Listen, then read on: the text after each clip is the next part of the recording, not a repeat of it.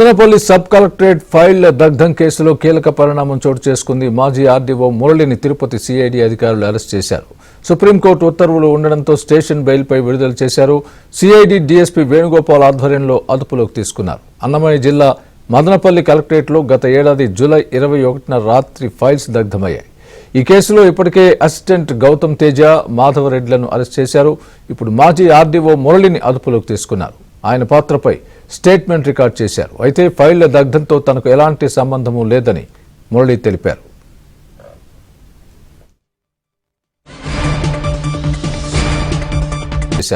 Supreme court ఉత్తర్వులు ఉండడంతో station బెయిల్పై విడుదల చేశారు.